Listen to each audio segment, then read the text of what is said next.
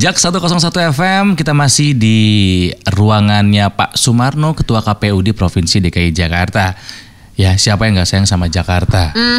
Makanya kita harus mensukseskan Pilkada DKI putaran yang kedua. Karena putaran yang pertama kan partisipasinya tinggi ya Pak Marno ya. Ada 77%. Meningkat sekitar 12% dari pilkada sebelumnya betul, Pak ya. Betul. Berarti KPUD oke dong kerjanya dong. Oke. Dan sebenarnya masyarakat Jakarta juga oke. Tertinggi sepanjang pemilu setelah Orde Baru di Jakarta. Wow, luar biasa ya. Nah, di pilkada kedua nanti, putaran kedua nih Pak, bakal ada pemutakhiran data pemilih kan? Ya.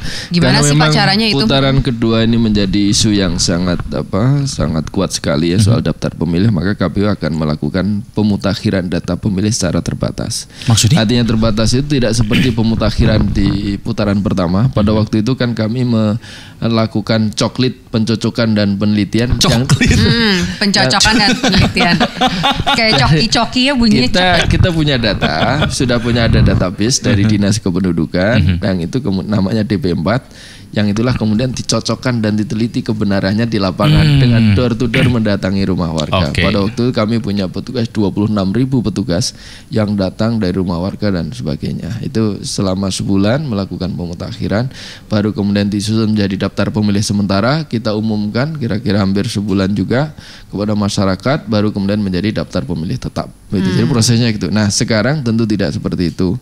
Karena waktu untuk putaran kedua sangat singkat, maka kami akan menggabungkan saja data pemilih yang kemarin ada, baik pemilih dalam DPT, pemilih yang tidak tercantum dalam DPT tapi datang waktu pemungutan suara kita masukkan, dan juga mereka yang berusia 17 tahun pada hari pemungutan suara nanti kita masukkan sebagai pemilih pemula, atau yang sudah menikah baru 16 tapi sudah menikah, mereka juga untuk dimasukkan gitu. Dan akan dibuka posko-posko bagi masyarakat Jakarta yang belum terdaftar, silakan datang untuk ke situ. Itu pemutakhiran terbatasnya seperti itu. Jadi sebetulnya lebih mudah atau lebih susah Pak putaran kedua? Lebih mudah sepertinya ya kalau pemutakhiran dari data sisi ya, ini Pak? kan simpel karena memang waktunya tidak tersedia banyak untuk menuju pemungutan suara begitu. Iya, nah bicara soal putaran kedua nih Pak, kira-kira nanti situasinya ya, suasananya akan lebih spicy atau lebih tenang? Aromanya gitu, bagaimana nih? Menurut Bapak gimana Pak? Iya, pasti gorengannya lebih kencang.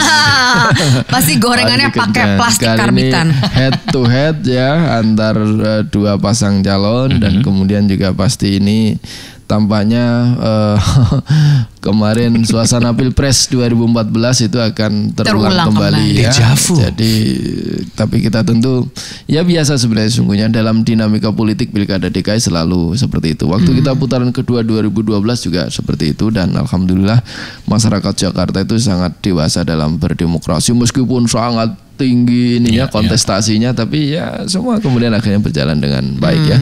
Apalagi juga kematangan para elitnya ya. Kemarin kita melihat juga contoh, walaupun resmi belum ditetapkan KPU, Pak Agus Harimurti sudah menyampaikan pidatonya, mengakui kekalahannya dan mengucapkan selamat kepada para pemenang.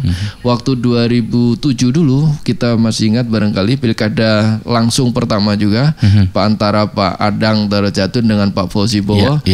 Hasil resmi belum ditetapkan KPU, quick count saja Pak Adang sudah menyatakan kekalahan, mengucapkan selamat.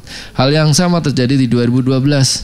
KPU belum resmi menetapkan karena proses rekap masih berlangsung. Hasil quick count Pak Fauzi Bowo menyatakan kekalahan, mengucapkan selamat pada Pak Jokowi. Nah, moga-moga di 2017 itu hal yang sama juga terjadi. Nah, gitu ya.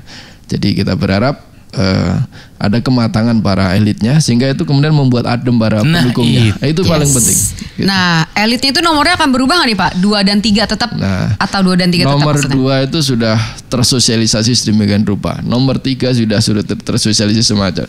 Sudah ada di hati masing-masing pendukungnya. Jadi akan berubah. Jadi kalau dirubah nanti kan udah dicetak di baju, di baliho, di poster, simbol jari. Kirain sudah di ini terbikin lagi jadinya. Nanti bikin simbol lagi, bikin lagu lagi, bikin yel baru lagi, itu susah. Itu kemudian nomornya tetap. Kalau misalnya berganti, OKOC jadi gimana? Ntar susah. Misalnya Mas Anies dikocok lagi diundi di nomor 2. Nah loh. OKOC-nya gimana ya? Makanya. Gak cocok OKOC. Jadi ini penting nih. Jadi buat warga Jakarta nggak berubah nanti di putaran kedua. Nomor 2 ya nomor 2, nomor 3 nomor 3. Nomor 2 tetap Pak Ahok Jarot, dan nomor 3 tetap Mas Anies dan Bang Sandi. Jak 101 FM memainkan musik terbaik di Jakarta.